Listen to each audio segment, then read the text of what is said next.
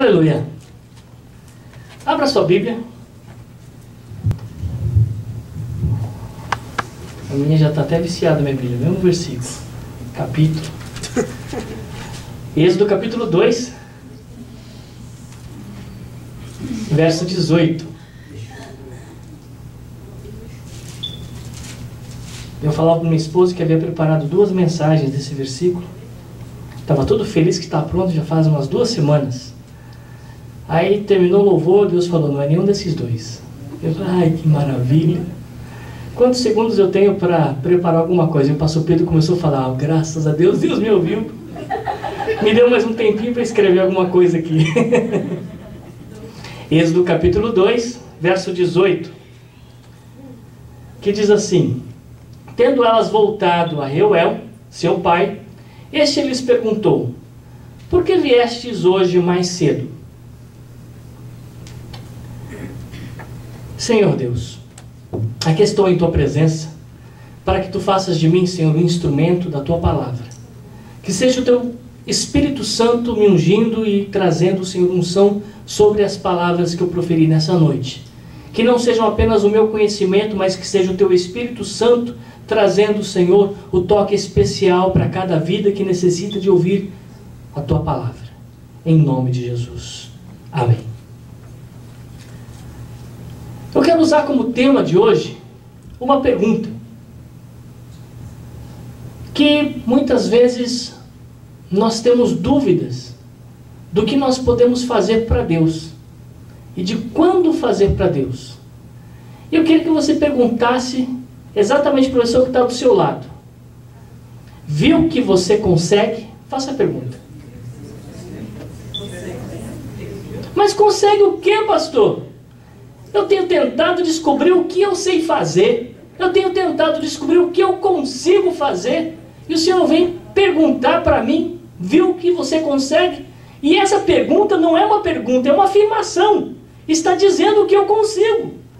Que pergunta mais diferente, pastor? Não é uma pergunta. Na verdade, é uma afirmação. E essa afirmação é que Deus está falando para você. Que você consegue. O inimigo ele tem tentado de todas as formas tirar o potencial de cada um. Ah, pastor, mas até agora eu não descobri o que fazer para Deus. Aí onde está o ponto? E é isso que Deus quer. Que você se sinta nesse momento. Eu não sei para que eu estou pronto. Sabe por quê? Deus quer que você dependa dEle. Amém? Quando Deus quer que nós dependamos dEle, Ele nos deixa muitas dicas, mas muitas vezes não fala exatamente o que nós devemos fazer, esperando a nossa iniciativa. Então lembre-se bem, primeiro Deus já está falando que você pode e vai fazer alguma coisa para Ele, com certeza. Segundo, Ele nos dá a dica do que você vai fazer para Ele, porque você é capacitado por Ele. Amém? Se fosse capacitado por mim, por minhas próprias qualidades, talvez eu conseguiria fazer algumas coisas que são humanas. O único problema é que tem uma coisa que também é humana e escreve com E bem grande. O errar. Nós erramos, não erramos? Isso faz parte dessa nossa natureza. Então, se nós dependemos das nossas próprias qualidades e capacidades, nós vamos errar sempre. Mas o mais gostoso é que dentro desse nosso contexto tão frágil, que é o errar, Deus é quem nos capacita para acertar. Então, olha o terceiro ponto aí. Primeiro, Ele nos chama e nos declara que nós podemos. Você é capaz, você vai fazer. Segundo, que Ele vai mostrar para você o que você pode fazer. E terceiro, que é Ele quem vai te capacitar a fazer alguma coisa. Pastor, essa já é a conclusão da mensagem? Não, eu só estou fazendo uma introdução. Porque o que Deus tem para nós aqui é interessante. Quando você lê o versículo 18, a pergunta do pai dessas pastoras de ovelhas era uma pergunta querendo saber como elas conseguiram chegar mais cedo. Ou seja, era óbvio que a situação do dia a dia era complicada na vida dessas pastoras. Era óbvio que todo dia elas não conseguiam chegar cedo. Chegavam sempre tardes, cansadas, fatigadas e principalmente estressadas. A pior coisa que existe é o estresse. É ou não é? Como é complicado quando nós tentamos fazer aqui, fazer ali e dá tudo errado. E o pior é quando o erro não partiu de nós. As pessoas pressionaram, situações contrárias vieram e nos tiraram do foco. Nos tiraram da atenção e nos desviaram do nosso objetivo. Isso é o pior. Quando as circunstâncias nos oprimem de tal forma que nos estressa. E quantas vezes vivemos isso? Principalmente nesse país. É o trabalho que nos aperta, nos oprime, e também a própria pressão psicológica, sabendo que o verão está acabando e não conseguimos chegar no ponto que precisávamos. E quando eu falo em ponto, vocês sabem o que estou falando. Porque o inverno é longo. E nem sempre é rentável. Não é verdade? É necessário trabalhar muito. É a verdadeira história da formiga e da cigarra, que tem que trabalhar muito no verão para guardar para o inverno. Meus irmãos, essas mulheres sabiam o que significava a pergunta do pai. E nessa pergunta, eu consigo entender duas coisas interessantes. A primeira, o pai perguntou exatamente para elas acordarem que elas conseguiam chegar mais cedo. A outra pergunta, ou o sentido da pergunta, é para mostrar para elas mesmas que quando nós seguimos o objetivo e continuamos perseverando, Deus abre portas onde não há. Porque essas mulheres, todos os dias, levavam as ovelhas do pai para beber água. E todos os dias sofriam os mesmos problemas e ataques. Se fosse eu, talvez se fosse você também, iríamos desistir na primeira semana. Ó, pai, me desculpe, mas não vou levar mais. Se o senhor quiser, o senhor que leve. Arranje outra pessoa, faz qualquer outro negócio, já cansei. Eu vejo a vida dos adolescentes de hoje, não sei porquê, não sei se eu tenho em casa alguns adolescentes, mas observando a vida deles, eu vejo como a vida para eles tentam fazer ela tão prática. E nessa praticidade eles preferem abandonar rápido tudo que estão fazendo. Ficou difícil, não, vou deixar para lá, fazer outra coisa. Complicou aqui, vou abandonar isso aqui também. Acabam não terminando nada. Porque eles acham a desistência o caminho mais fácil.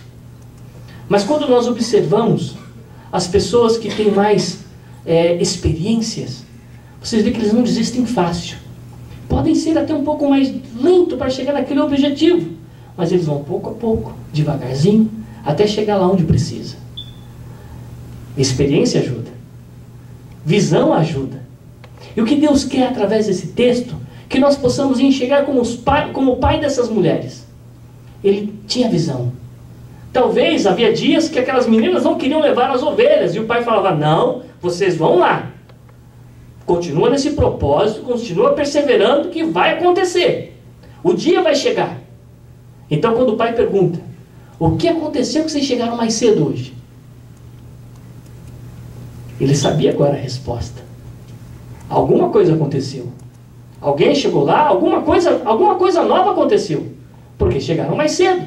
Se vocês analisarem os versículos anteriores, é só lembrar que foram aquelas filhas do sacerdote que levaram as ovelhas para tomar água, tiraram a água do poço, encheram os tanques, encontraram tudo pronto, vieram os pastores, expulsaram elas de lá e atrapalharam o trabalho delas. Quantas vezes o seu trabalho, o seu projeto é atrapalhado por alguma coisa? Quantos projetos nós tivemos desde quando chegamos aqui na América até agora? Eu tenho certeza que na sua cabeça tinham vários projetos. Quantos deles você conseguiu concluir? Passou um ou outro, mas olha que foi difícil. E está sendo. Às vezes nem conseguiu concluir. Por quê? Porque não é fácil perseverar. Essa palavra eu escuto desde quando eu nasci praticamente. Perseverança é um ponto muito difícil de vivermos. Nós fazemos questão de deixar ele meio borrado no nosso dicionário do dia a dia. Imagine vocês que o trabalho dessas mulheres não era fácil. Se fosse só o trabalho o problema, a gente tira de letra. Afinal de contas, Acordar cedo todo dia, aqueles que limpam casa, levantar cedo para limpar a casa todo dia, não é fácil. Mas o seu corpo acostuma, você acaba pegando ritmo, você vai embora. Você levantar todo cedo todo dia, trabalhar na construção, não é fácil, é pesado. Mas o seu corpo também se ajusta, e se é só o trabalho, vai bem. O problema é quando não é só o trabalho. De repente, naquele dia que você foi trabalhar, o seu companheiro de trabalho não está bem. Você carrega um encosto. Oh, misericórdia. Se também é só um dia, só algumas horas, tudo bem. Mas e quando passa a ser todos os dias? Irrita ou não irrita? Ah, pastor, nem vou falar nada. Vou ficar quieto aqui porque eu peco. Mas é verdade. E se não fosse só isso, o dia a dia sempre traz problemas sérios. Vamos sair do trabalho, vamos entrar agora para dentro da família. Que é uma coisa mais complicada e mais difícil de viver do que a própria convivência no lar. Principalmente quando nós deixamos que a rotina do dia a dia tome conta. Todo dia a mesma coisa. Todo dia a mesma rotina. Todo dia as mesmas situações. Não muda. A rotina desgasta. Não desgasta? Quem é mecânico, quem mexe com carro, quem é curioso, quem é mecânico, sabe disso. O carro rodando todo dia, todo dia, todo dia, tem uma correiazinha lá que começa a desgastar. Tem ou não tem? E se nós não trocarmos aquela correia, uma hora arrebenta. Não arrebenta? Por quê? Todo dia funciona do mesmo jeito, da mesma forma, na mesma situação, às vezes na mesma velocidade. Quase sempre na mesma velocidade. E o que acontece? Uma hora arrebenta. Porque está todo dia fazendo a mesma coisa. O relacionamento da família, ou entre pessoas, que seja entre amigos, marido, mulher, no trabalho, em qualquer lugar onde existem pessoas, a rotina desgasta qualquer relacionamento. O que eu estou falando aqui não é um culto para casais, não. É para todo mundo que tem no dia a dia que viver o que nós chamamos de relacionamento com qualquer pessoa. Eu falo isso com um grande exemplo de vida, porque não é fácil conviver no ambiente do meu trabalho, por exemplo. Não é fácil. Porque cada pessoa tem uma cabeça, e cada cabeça uma sentença. E você conviver com as diferenças, sejam elas religiosas, sejam elas de ponto de vista, sejam elas de sistema de trabalho. Eu crio uma rotina de trabalho e vou fazer aquela rotina. Chego lá, todo preparado para fazer um tipo de trabalho, mudaram tudo, porque eu não sou o patrão. Então, tenho que me adequar ao plano de trabalho que o meu patrão estabeleceu para mim. De repente, eu chego inspirado, pensando naquilo que Deus fez, eu chego lá, o clima está fechado, porque o ambiente não é espiritual para mim, mas eu estou trabalhando ali. E as pessoas que trabalham lá, uma é espírita, outra católica, e os outros que aparecem lá não sabem nem o que são. Então vocês imaginam a luta e a dificuldade das divergências de pensamento, que todo dia você tem que lidar com elas. E se fosse só isso, estava bom. Sempre tem aqueles que sabem o que você acredita e gosta de dar uma cutucadinha. Principalmente no estabelecimento brasileiro onde eu trabalho. Chegam assim, pastor é difícil mesmo. Só quer saber de arrancar dinheiro dos outros. E eu lá trabalhando quietinho. Amasso até com mais raiva, né? Mas fazer o quê? Não posso amassar o outro, né? Então vai ali na massa mesmo, pedindo perdão a Jesus e paciência.